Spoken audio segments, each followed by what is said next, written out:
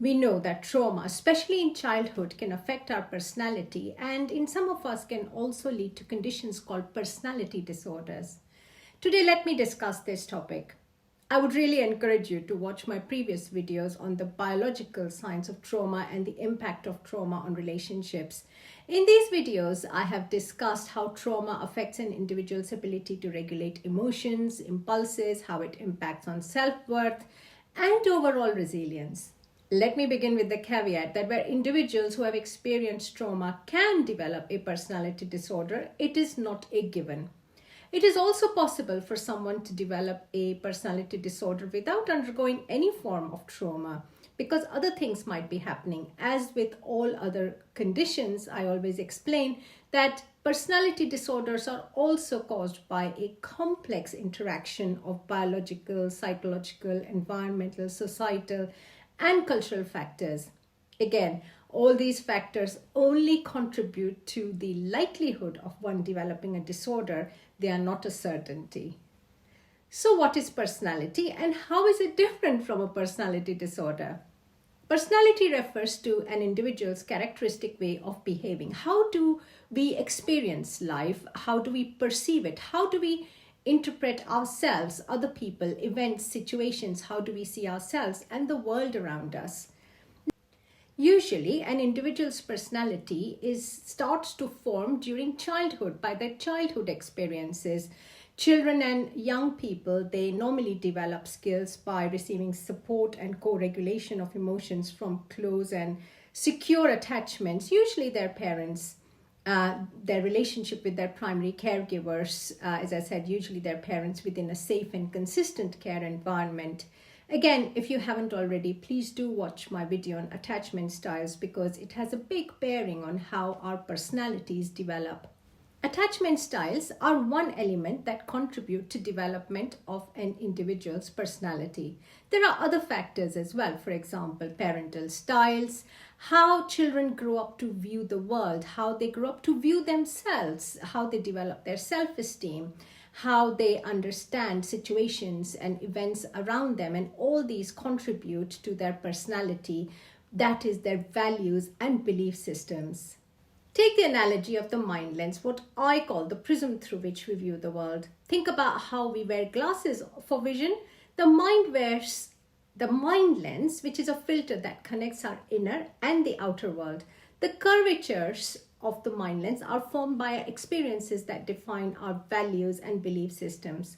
Traumas create chips on the lenses of our mind lens, and they affect our emotions, which then go on to tint the mind lens. Using this analogy, you can see how trauma can affect our view of the world, how it can affect our own view of ourselves, how it can affect our belief systems, how we perceive and interpret the situations around us. All this can be affected by trauma. Individuals who have suffered with significant trauma, everything feels shattered around them. So what is personality disorder? Personality disorder is a marked disturbance in personality functioning, which is nearly always associated with considerable personal and social disruption. The central feature of personality disorders is difficulty in functioning of aspects of the self like identity, self-worth, capacity for self-direction, problems in interpersonal relationships, be it personal relationships or professional relationships. For example, developing and maintaining close and mutually satisfying relationships, getting angry quite easily, having emotional dysregulation, difficulties understanding others' perspectives, managing conflict and running away or avoidance in relationships, difficulties in interpersonal functioning is often manifested in the ways that people can be quite inflexible or they can be poorly regulated. It can also affect patterns of cognition, emotional experiences, and emotional expression. And in the way we react to others, we either pull them or we push them away. Let's discuss Lauren, who grew up in a very difficult environment. She experienced significant trauma during her growing up years, which meant her brain was constantly responding to that chronic stress, worried about safety.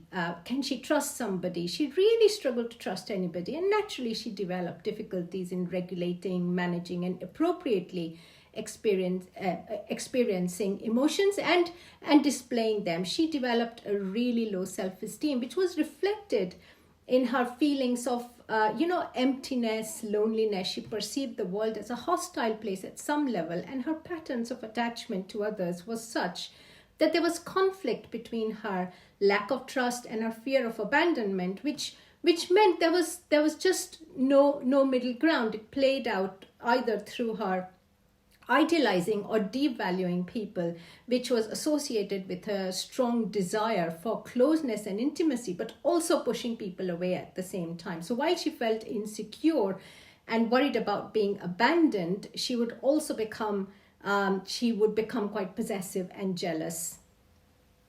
Naturally, she perceived the world as a hostile place because her trust had been violated at some level, and her patterns of attachment to others were such that there was conflict in her head because there was lack of trust and fear of abandonment, which played out as idealizing and devaluation at the same time, typically associated with both a strong desire for, but also a fear of closeness and intimacy. And while in relationships, she felt insecure, worried about being abandoned. She would become very possessive and jealous. Her mood therefore remained volatile because her brain was giving her conflicting messages. She experienced intense anger, tearfulness, and sometimes extreme excitement as well. She sometimes used alcohol, she used drugs, she remained emotionally volatile in relationships, and therefore this became a pattern in all her relationships. Can you guess what type of personality disorder was Lauren suffering from? Type in the comments box. Lauren had developed features of borderline personality disorder because one can see how trauma was the core feature of why she developed a deep sense of mistrust, emptiness, low self-worth, and confusion, which left her really vulnerable in relationships and all her interactions, as she was constantly, on the one hand, seeking validation, and therefore her behavior was affected by these core feelings that somebody has to appreciate me, but I can't trust anyone. Today, let's do this exercise. Draw 3 circles with you in the center. Add your relations in order of closeness and trust. Reflect on your level of trust and how you view the relationships using your own mind lens. Make some notes. As with all other videos, if you enjoyed and learned something useful, please like it, share it, tell it to all the people you know. Please subscribe if you're watching and you haven't already. The more subscribers I have, the more I have the ability to unlock features that YouTube will allow me to present the videos in more creative ways. Thank you for watching.